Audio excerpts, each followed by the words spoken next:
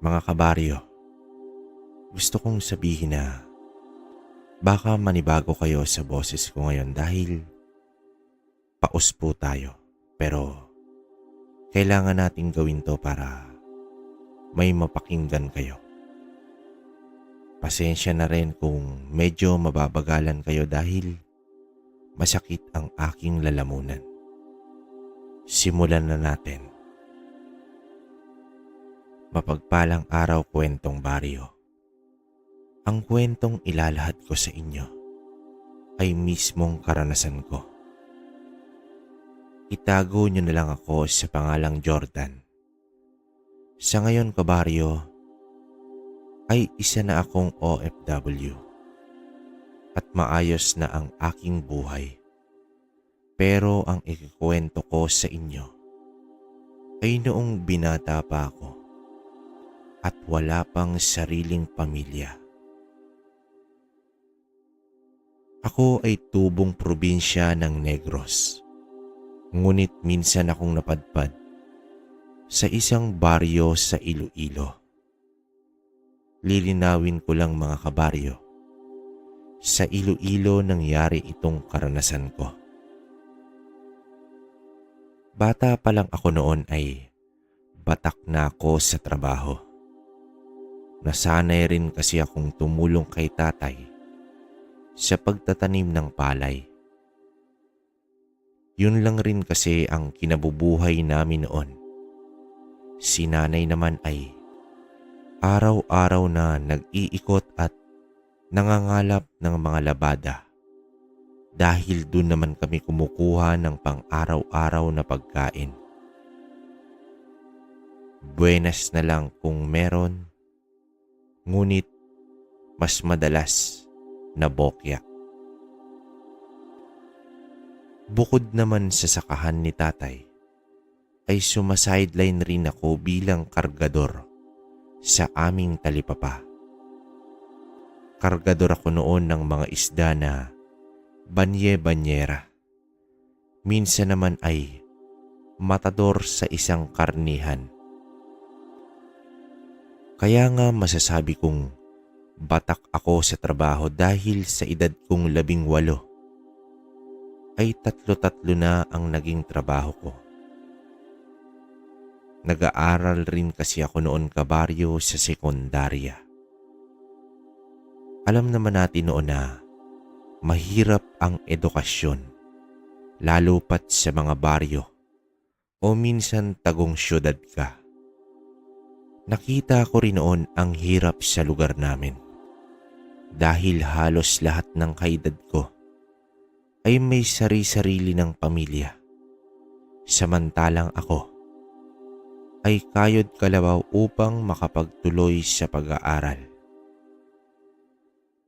Dumating naman ang unos sa pamilya namin noon kabaryo. Nagkaroon kasi ng malubhang sakit si tatay. Nga pala, may mga kapatid rin ako na nag-aaral sa elementarya kung kaya't kailangan ng kumayod ng sagad. Nang malaman namin na nagkasakit si tatay, ay agad naman akong nagdesisyon na makahanap ng kahit papaano ay sasahod ako na sasapat sa pangtustos sa kanila. Doon ko na napagpasyahan na patusin ang alok ng isang kaibigan ko na magtungo sa ibang bansa. Nag-isip pa akong mabuti noon kabaryo kasi nga ay gusto kong makapagtapos ng pag-aaral. Nagkataon naman na wala rin kaming sapat na pera para matustusan ang gagastusin kung sakali mang matuloy ako sa ibang bansa. Dumaan pa ang ilang araw kabaryo. Tanging ako na lang ang mag-isang nagtutungo sa sakahan. Gawa ng kailangan ng magpahinga muna ni tatay. Si nanay naman noon ay patuloy lang rin sa kanyang paglalabada. Ngunit kahit anong kayod ang gawin namin, ay hindi sumasapat ang kinikita namin noon. Isang umaga, habang abala ko sa paglalagay ng abono, ay may isang matanda ang nag-alok sa akin ng isang trabaho. Kita ko naman na bago lang ang mukha nito sa lugar namin. Agad naman itong nagpakilalang bilang si Mang Ador. Iho, maaari bang magtanong? May alam ka ba na naghahanap ng trabaho dito sa lugar ninyo? Bago ang lahat, ako nga pala si Ador. Maikling wika sa akin ni Mang Ador. Nang marinig ko yon, kabaryo, saglit naman akong natigilan. Dahil trabaho ang pagkakarinig ko, doon ay parang pumalakpak ang tenga ko. Agad naman akong sumagot dito ng, wala ho manong, pero susubukan kong magtanong sa mga kakilala ko. Kung mamarapatin nyo, pwede ko bang malaman kung anong klaseng trabaho? Wika ko rito. Sumagot naman ito na ang trabaho na inaalok niya ay kasama niyang tumao sa karinderya at sa lugar iyon ng Iloilo. Di naman daw talo at higit na mas malaki ang kikitain dahil arawan ng kanyang pasahod. Doon naman ako nag-isip noong oras na yon. Kasi nang pumasok ang karinderya sa isip ko, ay naisip ko agad na madaling trabaho lang ito. Sinagot ko naman si Mang Ador na bukas ay bumalik siya. Sinabi ko yon dahil gusto ko rin mamasukan sa karinderyang sinasabi niya. Agad ko namang tinapos ang ginagawa ko, kabaryo. Gusto ko rin kasing humingi ng basbas sa mga magulang ko para kahit papaano maayos ang pagpasok ko kung sakali. Ilang sandali pa nga ay nakarating na ako ng bahay. Doon ko naman inabutan sila nanay at tatay. Agad akong nagmano at iniayos ko ang mga gamit sa sakahan. Matapos iyon, ay inutusan pa ako ni nanay na mag-igib muna ng tubig sa may poso. Nang matapos naman ako ay kaagad akong bumalik sa bahay upang makapagsabi na sa kanila. Doon ako nag-umpisang magpaalam kay tatay. Kumatok ako noon sa kwarto ni tatay kung saan ito ay nakahiga at nagpapahinga. Tay, may ginagawa po ba kayo? Wika ko rito. Anak, ikaw pala. Maaga ka yatang natapos sa trabaho mo. Oo, tay. Kaya inagahan ko rin ang pag-uwi. Gawa ng may sasabihin ako sa inyo ganun ba? Di sige, sabihin mo anak. Ano bang dapat kong malaman?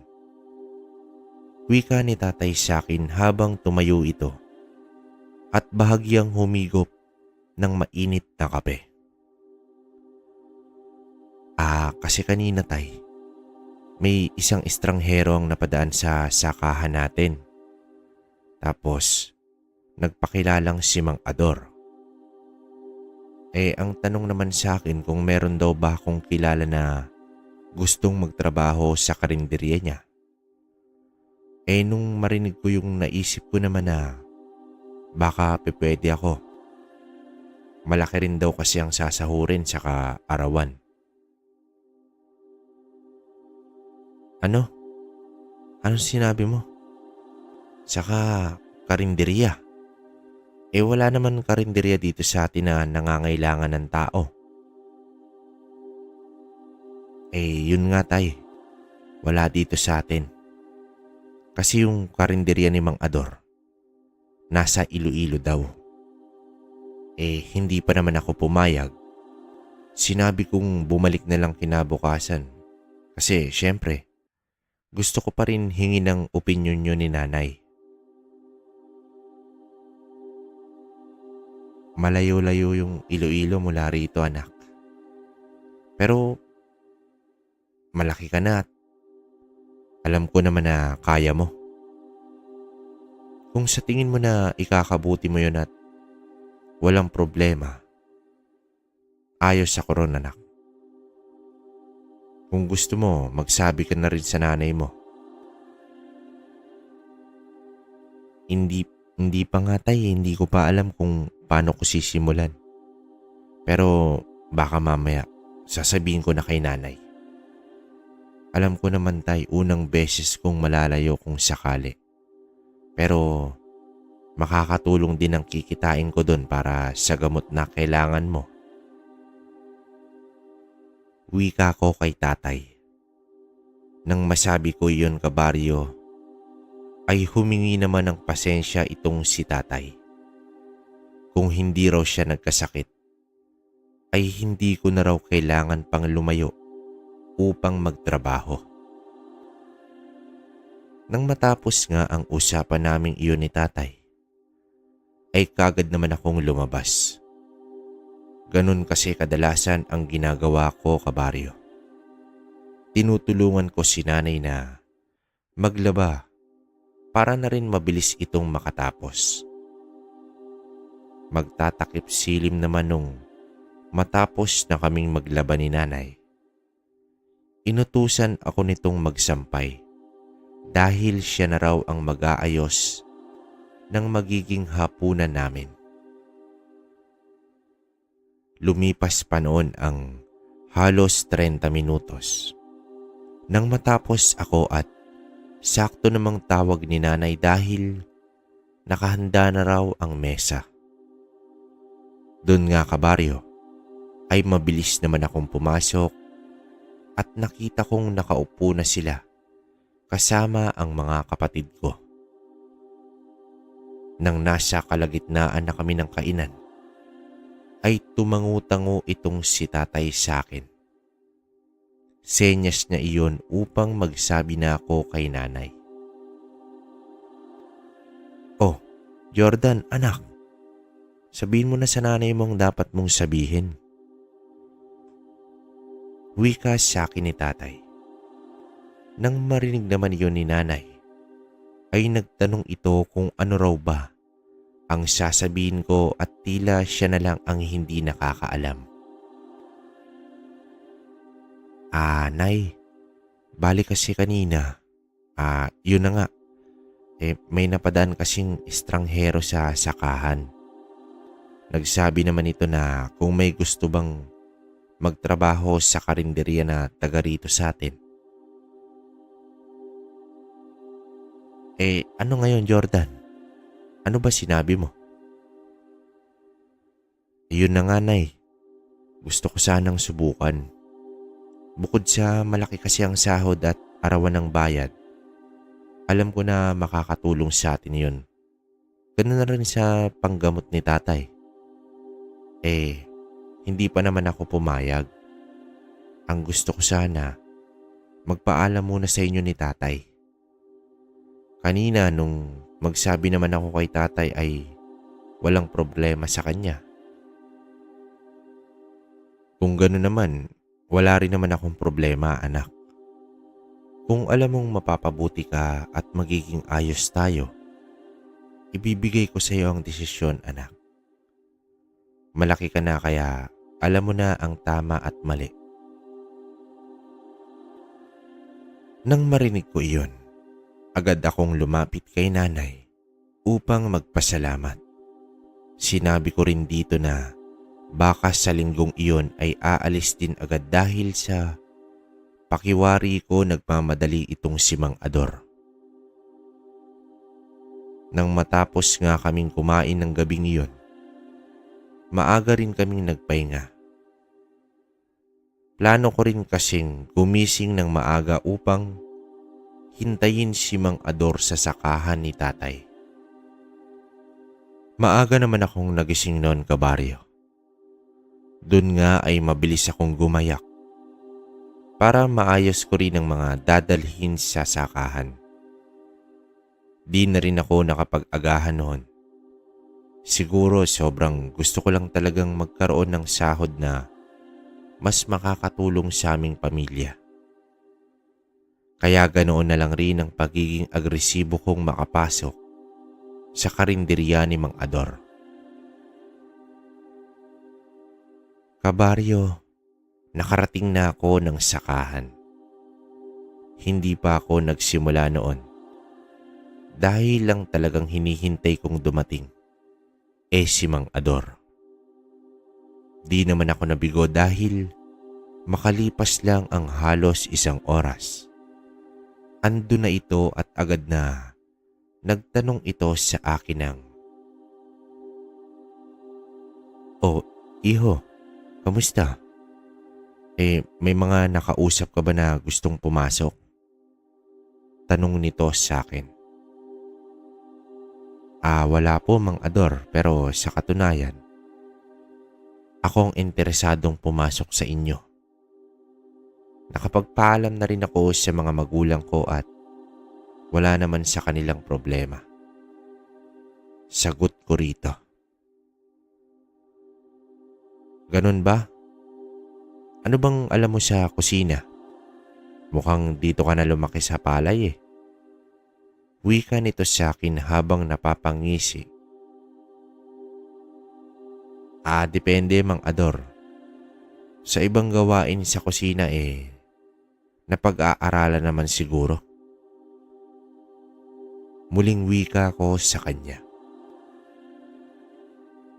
Sa bagay, iyo, doon na muna kita ilalagay sa tagagayat ko hanggang sa magamay mo na ang lahat ng diskarte. Nga pala, anong pangalan mo? Bali, tanggap na po ba ako? Ako nga po pala si Jordan. Yun na lang rin ang itawag niyo sa akin. Oo, Jordan, tanggap ka na. Bukas ba makakasama ka na ba? Kailangan ko na rin kasing bumalik. Sambit ni Mang Ador sa akin. Sige, Mang Ador. Mag-aayos lang ako ng mga gamit mamaya pag uwi ko. Sambit ko rito. Mabuti kung ganun. O bueno, uuna na ako. Bukas, Jordan, bago magtanghali, hanapin mo ko sa pantalan. Huwag ka na rin magdala ng kung ano-ano. Malaki naman ang sasahurin mo sa akin at makakabili ka na ng iba mong mga pangangailangan. Wika ni Mang Ador sabay alis nito sa harapan ko. Aminado ko, kabaryo, na sobrang saya ko ng araw na iyon. Matapos ngayon ay pinilit ko pa ring ayusin ang trabaho sa araw na iyon. At inagahan ko rin para makapagpahinga pa ako pag uwi sa bahay. Fast forward ko lang konti, kabaryo. Matapos nga na makauwi na ako ng bahay, ay agad na akong nagsabi kay nanay na bukas na ang alis ko. Nagsabi naman si tatay na papasakahan niya muna sa iba habang wala pa akong sinasahod. Yun lang rin kasi ang paraan para magkaroon sila ng pantustos sa araw-araw. Gabi nang ayusin ko ang lahat at nakahanda na ito. Doon ay muli kaming nagtipon-tipon sa sala upang mag-usap-usap. Pinangako ko naman na kapag nakaipon lang ako ng konti, ay mabibigyan ko na sila ng maayos na buhay. Ang plano ko kasi talaga noon ay makapag-ipon upang makapaglakad ng iba ko pang dokumento. Matapos ang gabing yon, kabaryo, ay di rin ako masyadong nakatulog ng maayos. Dahil na rin siguro sa kaba at kasiyahan na nararamdaman ko. Mabilis lang tumakbo ang oras. Aalis na ako ng bahay noon at nakapagpaalam na ako ng matiwasay kaila nanay at tatay. Doon ko na tinahak ang daan, papunta sa pantalan. Daladala ko noon ang isang bayong na naglalaman ng mga gamit kong panimula. Di nagtagal, nasilayan ko noon si Mang Ador na abalang bumibili sa bilihan ng tiket. Nang mapansin naman ako nito, ay isang matamis na ngiti ang ibinigay nito sa akin. Doon ay nagtaka ako dahil ako lang ang kasama nito. Ang akala ko pa noon ay marami kaming magtatrabaho sa kanya. Di naman ako masyadong nag-usisa. Sinabi rin nito na kaya raw ako lang alam niya naman daw na kaya ko na ang trabaho. Imbis ipasahod niya sa iba, ako na lang daw ang kumuha. Habang nasa biyahe naman kami, sakay ng isang roro, ay tahimik lang itong humihit-hit ng kanyang sigarilyo. Makalipas pa ang mahigit sa oras, ay narating na namin ang pantalan sa Iloilo. Pagdating nga namin, kabaryo, ay isang sasakyan ang sumundo sa amin ni Mang Ador. Doon ko rin nalaman na tauhan pala niya ang magmamaneho ng sasakyan. Makalipas ang halos 15 minutos na pagmamaneho namin,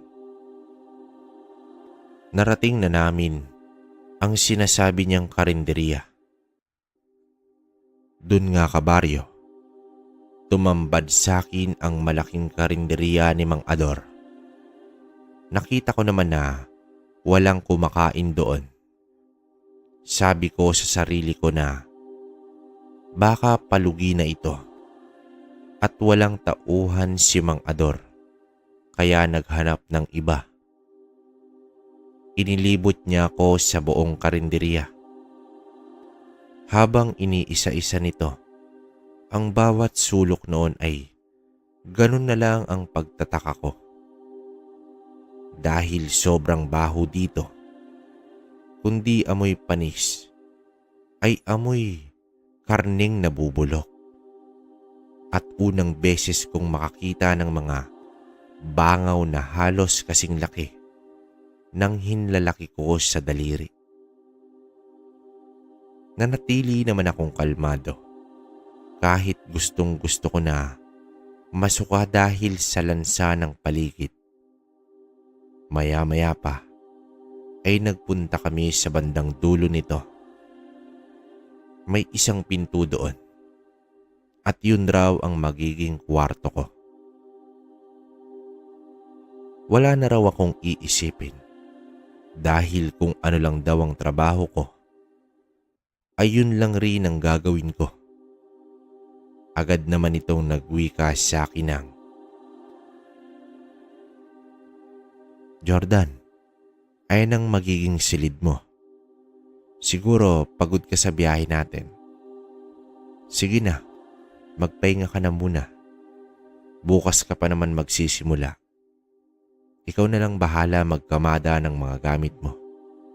Yung kamang andyan ay pwede mo namang gamitin." Wika nito sa akin habang tinuturo ang mga gamit sa loob ng kwarto. Salamat po, Mang Ador. Sige po, ako na po ang bahala." Matapos kong masabi yun, ay hindi na ito sumagot pa at mabilis rin itong umalis sa harapan ko. Hindi ko na sana itutuloy, kabaryo, dahil unang pasok ko pa lang ay talagang nangangayaw na ang sikmura ko. Ngunit nang maisip ko sila nanay at tatay, dun ako nagdesisyon at nagpatuloy. Mabilis na lang rin ang takbo ng araw na yon. Nagising na lang ako umaga na. Paglabas ko naman ay walang katao-tao sa loob. Ngunit nakabukas naman ang mga pintuan. Doon ako nagpasyang lumabas muna upang maghanap ng tindahan. Pansin ko rin kabaryo na purong mga damo at iilang puno ang nasa paligid nito. Di naglaon nga ay nakakita ako ng isang tindahan. Doon ay bumili ako ng kape at nagsigarilyo muna ako. Maya-maya ay nagwika naman ang tindero sa akin doon ng, "Utoy, bago ka lang ba dito sa lugar?" Tanong nito sa akin. Opo. Katunayan, kakarating ko lang." "Kakarating? May tutuluyan ka ba dito?" Meron po. Bali, dun ako magiging tauhan sa karinderya ni Mang Ador." "Ano? Kay Ador?" "Nako, Utoy. Mag-iingat ka ha. Di mo ata alam ang pinasukan mo. Basta ang payo ko sa'yo, doblehin mo ang pag-iingat mo." Nang marinig ko ang sinabi nito, ay hindi na ako sumagot pa. Nagpasya na rin akong bumalik sa karinderya upang makita kung may mga tauhan na ba si Mang Ador. Pagbalik ko doon kabaryo ay laking gulat ko dahil nandun si Mang Ador at nakaupo sa isang upuang digulong. "Jordan, saan ka ba nagpupunta? Huwag mong iiwan ang karinderya ng walang tao."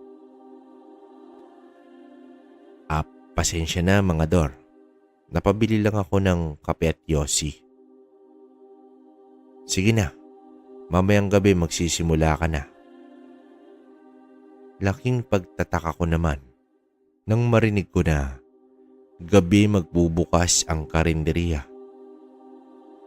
Doon ako mas lalong nakaramdam ng hindi maganda kabaryo. Wala naman akong naging tugon sa sinabi nito. Lumipas ng lumipas ang bawat oras. Pansin ko rin ng halos magtakip silim na ay nagsisidatingan na ang mga kasama ko. Meron doon na isang tagahugas ng plato, meron ring serbedora, at ang pumukaw ng atensyon ko ay ang nag-iisang tagaluto. Doon na ito nagwika na kung ako raw ba yung sinasabing bagong makakasama nila sa karinderya. Agad naman akong nagpakilala. Sa ginawa kong iyon ay wala naman silang naging reaksyon. Ang tanging nakadikit ko lang ay ang kaibigan kong itago na lang natin sa pangalang Noel. Kagaya ko ay napilitang magtrabaho doon bilang tagahugas ng mga plato.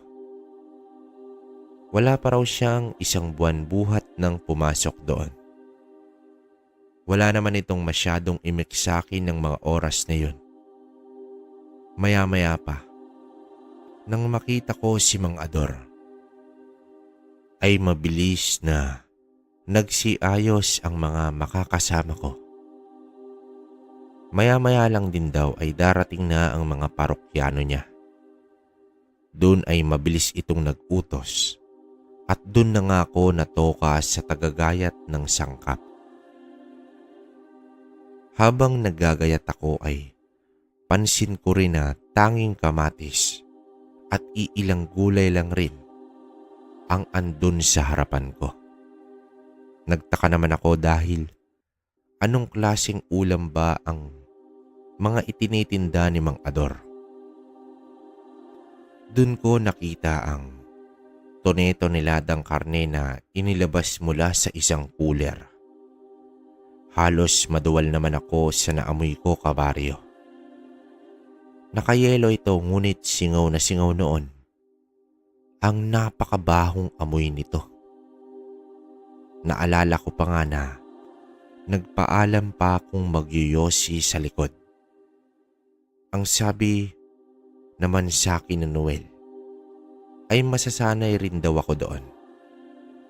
Habang nagyoyosi naman ako sa likod, may napansin akong iilang sako sa gilid ng karinderya. Dahil sa kuryosidad ko, ay agad ko itong nilapitan. Inisip ko pa na karne iyon na nabubulok. Marahil dun ay nagmumula ang amoy na nakakasulasok. Paglapit ko nga, kabaryo, dun ko nakita ang napakaraming buhok. Pansin ko pa na buhok iyon ng tao. Sa tagpong iyon ay parang may kung ano kong naramdaman. Agad ko na lang inubos ang yosi at agad na bumalik sa loob. Dun ko nakita na iba na ang tingin sa akin ng mga kasama ko. Napansin ko rin na ang mga parokyano ni Mang Ador ay tila nakabalot ng itim na salakot. Alam mo yung ayaw magpakita sa'yo. Ganun na ganun ang itsura nila, kabaryo. Agad ko namang nilapitan si Noel para kumprontahin. Tol, kanina kasi nagyosi ako sa labas. May nakita akong sako dun. Siyempre, nalapitan ko. Pagtingin ko, mga buhok ng tao. Ano ba yung si Mang Ador? Parlorista? Tanong ko rito, sabay hinila ako nito. Wag na wag mo nang uulitin yan, Jordan. Yan ang ayaw nila, boss. Pag may nakakita sa'yo kahit sino dito, malilintikan ka talaga. Dun ka lang sa kung anong trabaho mo. Pabulong na wika ni Noel sa akin. Di naman ako sumagot at bumalik na ako sa paggagayat ng panglahok sa mga putahing iniluluto. Maya-maya pa nga, kabaryo, napansin ko ang isang lalaki na lumapit sa kusinero namin. Doon ay bumulong ito at may sinabi na hindi ko namang narinig. Pagtingin ko ay kumuha ang kusinero ng isang mangkok na may mga laman loob at doon ibinuhos ang sariwang dugo na sa tansya ko ay bagong hango pa lang. Grabe kasi talaga ang amoy at talagang yun lansa ay manunuot sa ilong mo. Di ako mapakali ng oras na yon, kabaryo. Kaya naman sinundan ko ng tingin ng lalaki.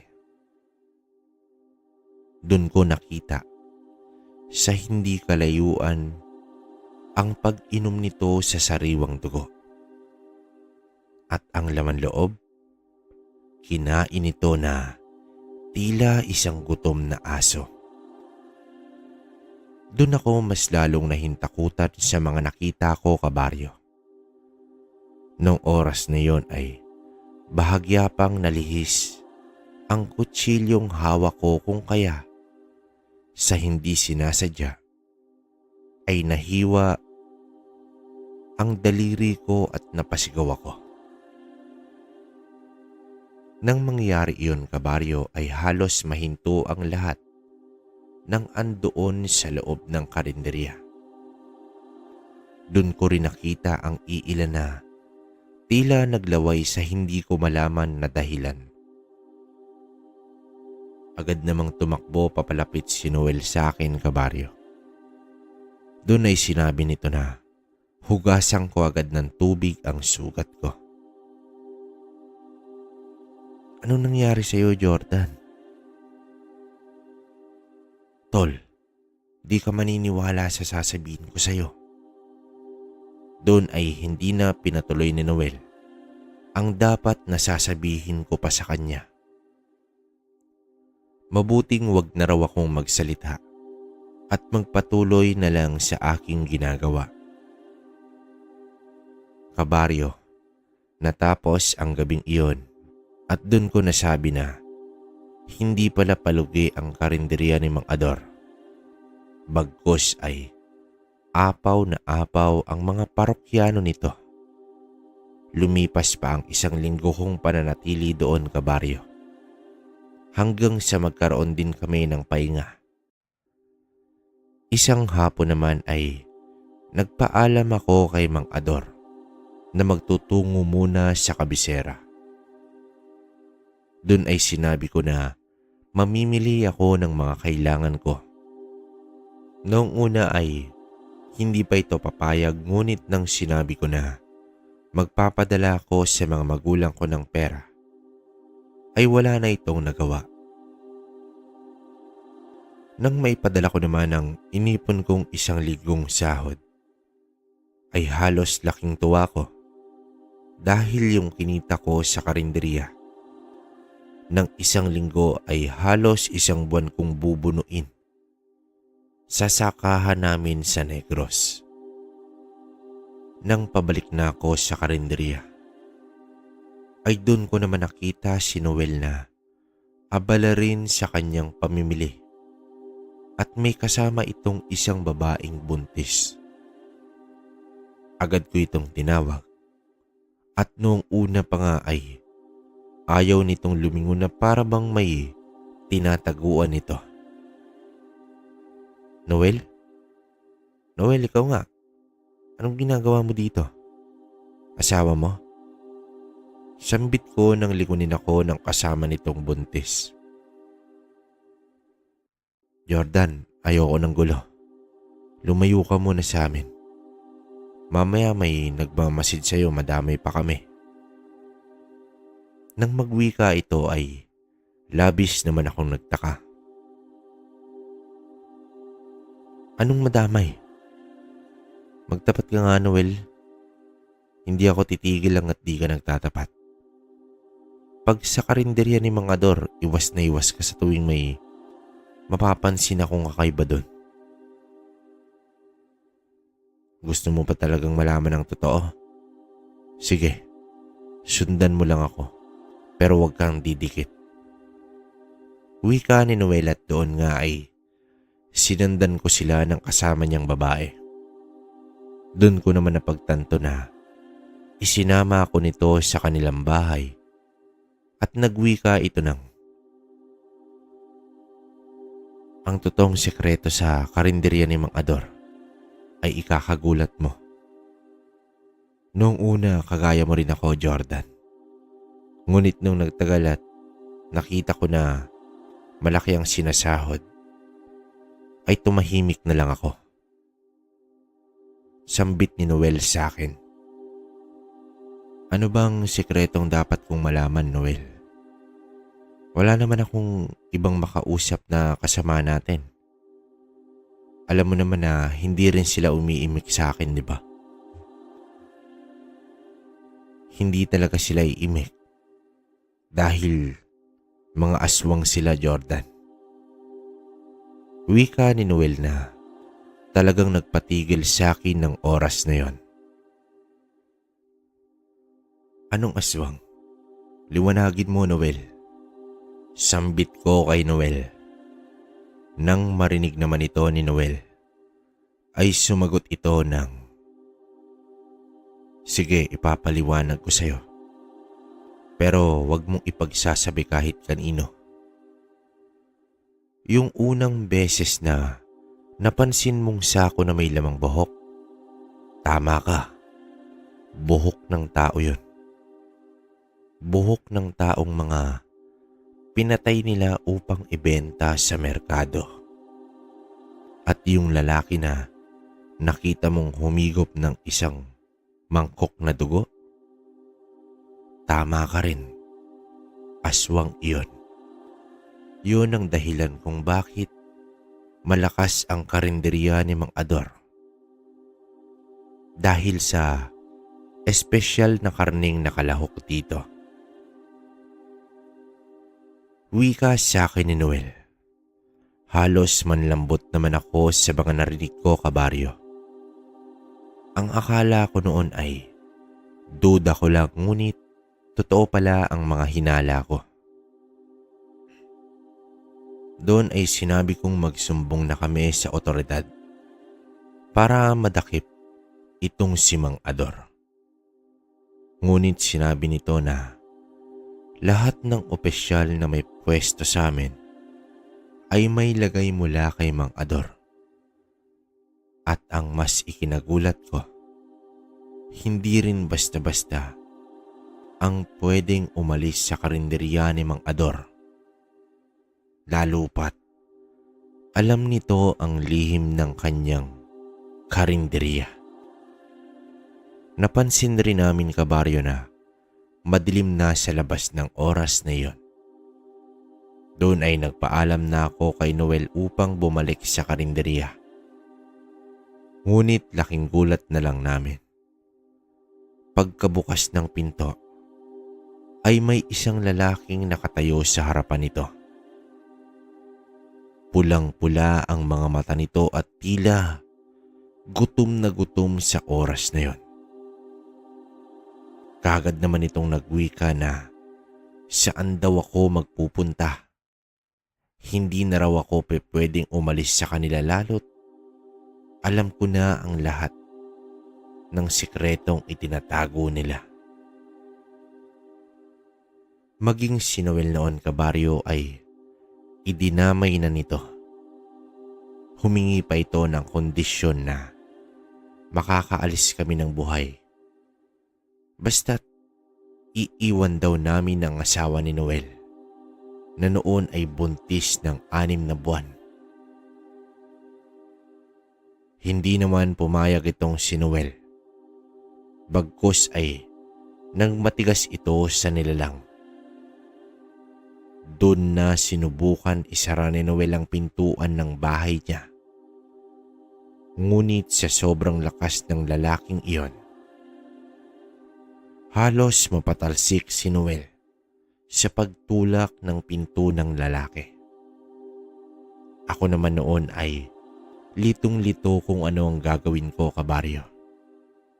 Doon nagsabi si Noel na kuhain ng mga bawang at asin sa kusina. Taranta ko namang hinanap ang mga iyon. At nang makita ko ay dali-daling sinabi ni Noel na ibato ko iyon sa lalaki. Doon na nagsalita ang lalaki na hindi na sila tinatablan ng ganong uri ng pangontra. Wala rin daw ito sa kaanyuan ng isang aswang para masaktan sa asin. Hindi na rin naman alam ni Noel ang gagawin noon. Maski kasi ang pagsuntok ko sa nilalang ay walang epekto. Sinabi naman ni Noel na itakas ko ang asawa nito. Hindi rin siya makagalaw dahil hawak-hawak siya sa liig ng mga oras na yon. Akmang tatakbo na sana kami sa likurang parte ng bahay nila Noel nang isang lalaki rin ang nakaabang doon at nanlilisik ang mga mata nitong nagwiwika ng, "Saan kayo pupunta? Sa tingin nyo ganun-ganun na lang yung pag-alis nyo dito?" Hindi naman na kami nakasagot ng asawa ni Noel. Doon ay hinawakan rin ako nito sa leeg at pilit na iniaangat sa lupa. Madali kong pinatakbo ang asawa ni Noel para makahingi ng saklolo. Sa oras na yon, kabaryo, ay malapit na akong mawalan ng malay. Buti na lang ay may natira pang bawang sa bulsa ko. Doon ko mabilis na kinuha ito at pilit na ipinasok sa bibig ng lalaki. Pansin ko na bahagyang nakaramdam ito ng sakit ngunit baliwala dahil idinura lang nito ang bawang sabay ngisi sa akin. Hindi ko na rin napansin noon ang labas ng bahay kung asa na ang asawa ni Noel dahil sobrang dilim na rin ang oras na yon. Sa di kalayuan naman ay naaninag ko ang isang sulo papalapit sa amin kabaryo. Doon ko nakita na unti-unting lumalapit sa amin ang isang lalaki. Kasama noon ang asawa ni Noel. Natandaan ko pa na ito yung tindero na binilhan ko ng kape noong unang dating ko sa lugar. Habang papalapit nga ito, ay inihahampas nito ang hawak na buntot pagi sa lupa. Dahilan para maalarma ang mga lalaking may hawak sa amin ni Noel.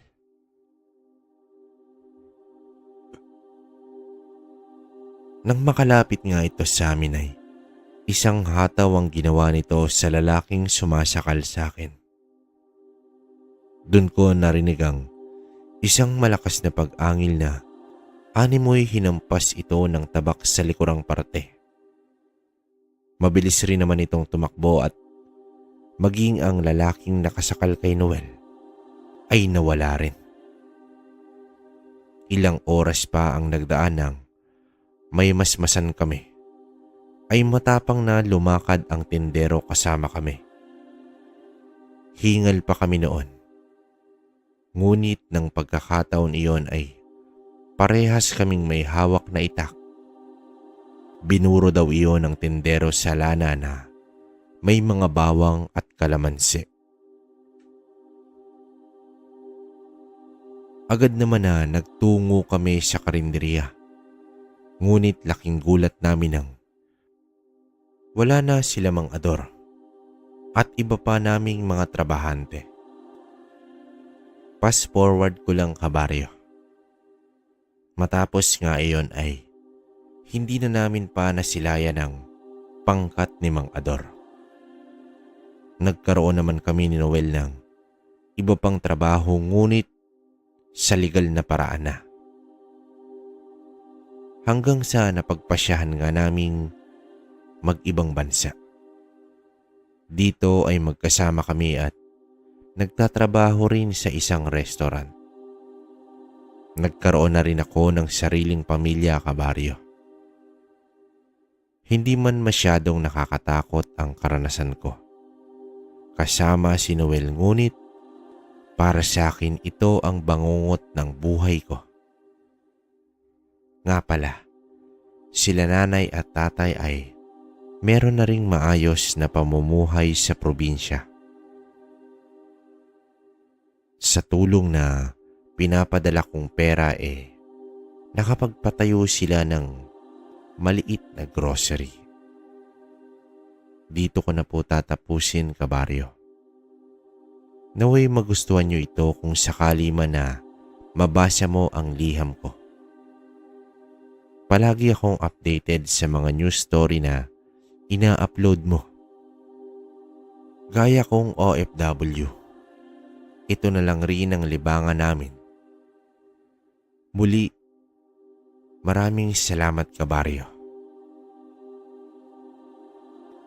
Okay, so kabaryo, ayun, pasensya na ulit kasi napansin nyo medyo slow talaga yung narration ko this past few days. Pero nga dahil sa lalamunan talaga natin yun. Tapos pakinggan nyo naman medyo malat. Hindi ko alam kung normal ba sa inyo. Pero alam ko malat na.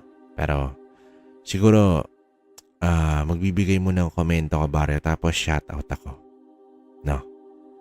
Kasi marami na shoutout. Hindi na shoutout nung nakaraan. So dito ko na lang ilalagay.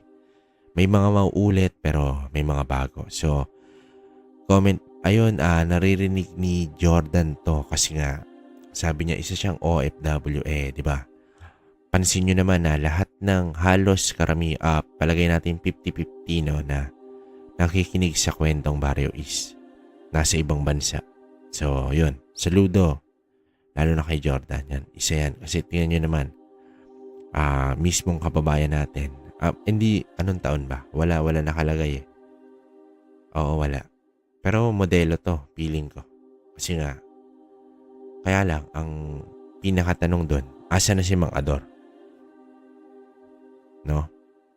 Diba? Kasi hindi naman nilagay ni Jordan kung buhay ba. Kasi kahit yung dalawang nakasagupa nila ni Noel, hindi naman nagkaroon sila ng enkwentro na as in bakbakan talaga. Yun nga sabi niya, hindi naman nakakatakot masyado, pero para sa kanya bangungot.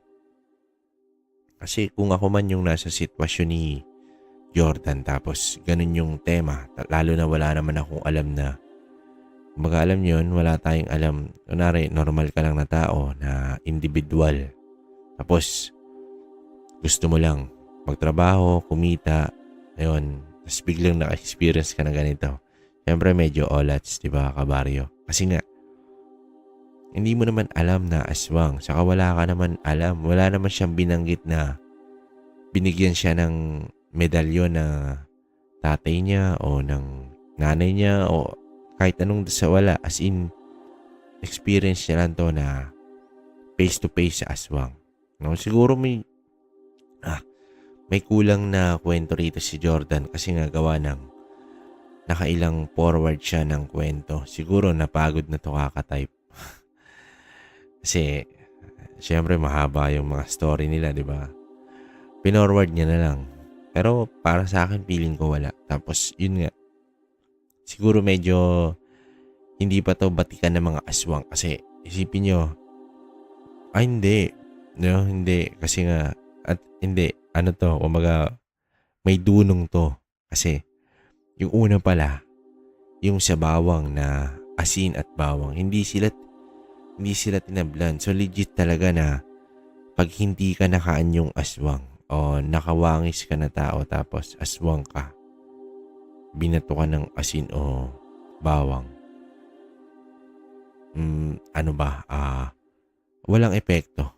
Wala. Kasi nga, kumbaga tao ka eh. Wangis tao ka kahit aswang ka. Yun ang sabi nung aswang na nakasagupa na nakaharap nila Noel, di ba, ni Jordan. Pero sa Bundod Pagi, dun sila na kasi nga feeling ko dahil na rin sa sakit, lalo na nung iambalos ba naman sa'yo, di ba? Normal na sinturon nga lang. So yun, feeling ko doon. Tapos sa part naman ni Noel, hindi ko rin alam, pero feeling ko okay naman sila nung misis niya, nanganak na. Tapos nagkaroon na ng pamilya to si Jordan. Siguro mga year 1990? 1990 o basta mga year, 90s to. 90s to, siguro pinaka latest nito, 2000. Yung 1990 to 2000. Kasi nga, karinderya na eh. So, alam naman natin digit na medyo modelo. Tapos yung tindahan na bibili ka ng kape tas yosi. So, diba, karamihan sa atin ngayon, ganun na. Diba? Yun, so yun muna. Yung komento ko, yun lang muna sa kwento ni Jordan. Wala na muna masyadong mahaba. Tapos, eto, shoutout na tayo, kabaryo.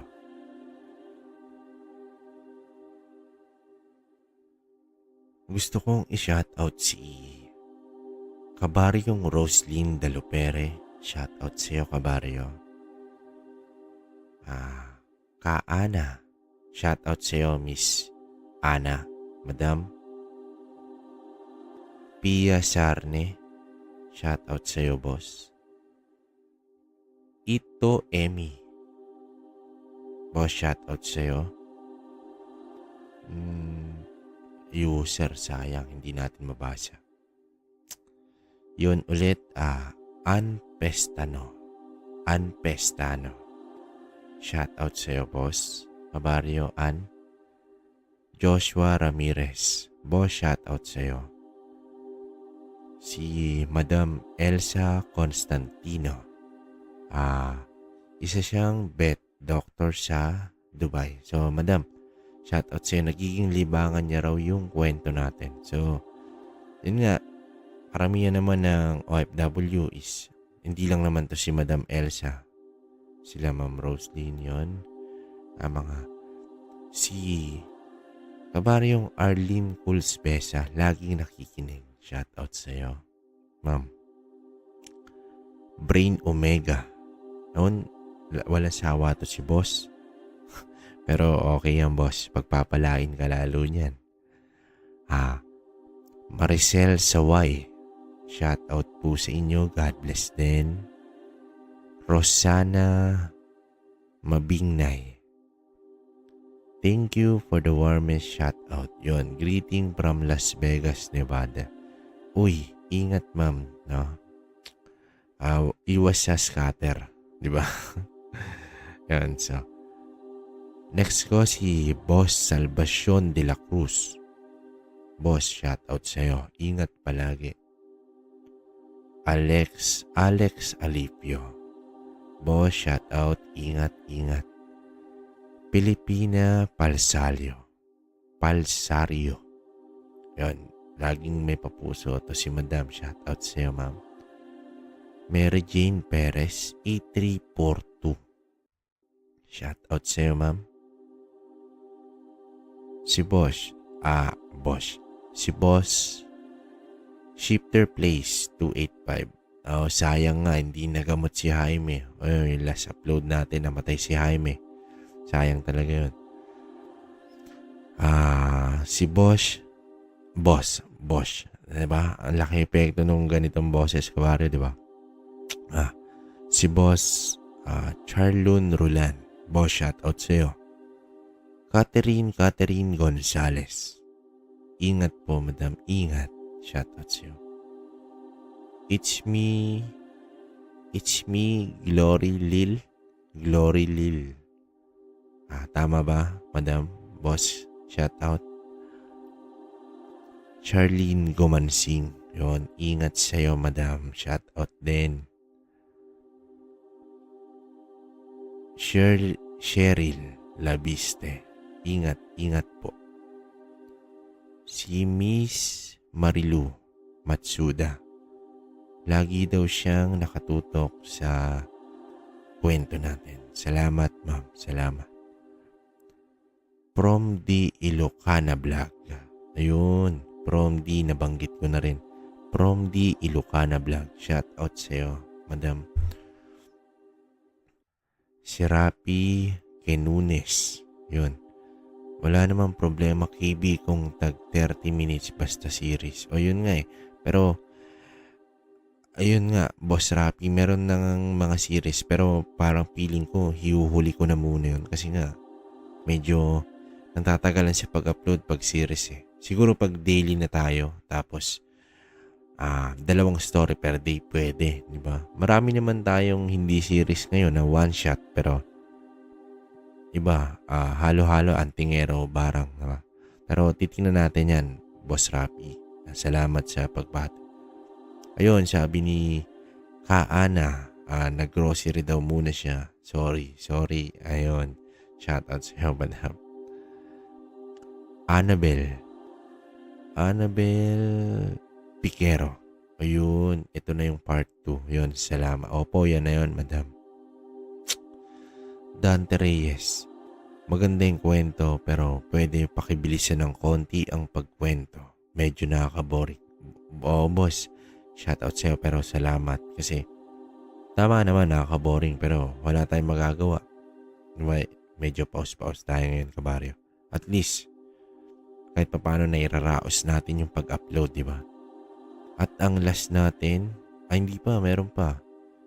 Glenda Golena. Yun, madam, shoutout. Sabi niya naman, sobrang bagal naman magsalita ng narito. Sorry po. Sorry. Hindi tayo verbal. Sorry, madam. Pero, yun nga. Tapos, Si Ma'am Jenny Golosino, shoutout sa'yo. The rest, nabanggit na ba lahat? Feeling ko naman. Emil Bautista, M's World Vlog, mga taga Hong Kong, shoutout sa inyo. Inday ng Paris, shoutout sa iyo, Madam Angeline Likayan. Silent listener here in Saudi. Yun. Pahad Borabin. Ayun, si Pahad. Lagi ako nahirapan sa name mo. Kabaryong Pahad. Ano bang pwede magandang itawag? Para medyo gamay-gamay ko na. Feli Rivera Raimundo. Shoutout si Ma'am. Last na to. Bambi Buhat. Boss. Shoutout. Tita Sareno. Shoutout sa iyo, Madam. Ingat palagi. Imelda Pascua, Raymart Tuba. Yun lang muna, kabaryo. Last na to. Edgar Wenceslao. Pinapabati niya yung mga pamilya Wenceslao sa Cebu. Shoutout sa inyo lahat. Yun, kabaryo. Bali, yun nga mga kwento natin kasi minsan hindi kayo na shoutout. Siguro na shoutout na kayo sa past na upload natin. Kaya ganun. Bali, kasi hindi medyo off naman kung lahat iisa-isayin ko. Kung 100 kayo, 50 minutes, 30 minutes ng kwento dun na, di ba? So, yun, unawa na lang. Lahat naman yan nababasa ko. Once na na-reply ko kayo sa chat, ibig sabihin, okay na yung pusuan ko lang yung chat nyo, ibig sabihin nabasa ko yan. Kaya, yun. So, yun lang muna, kabaryo. Bawi ako next upload. Mas maayos na siguro, boss natin. Sa ngayon, eto na lang muna. Hanggang sa susunod na kwento. Maraming salamat.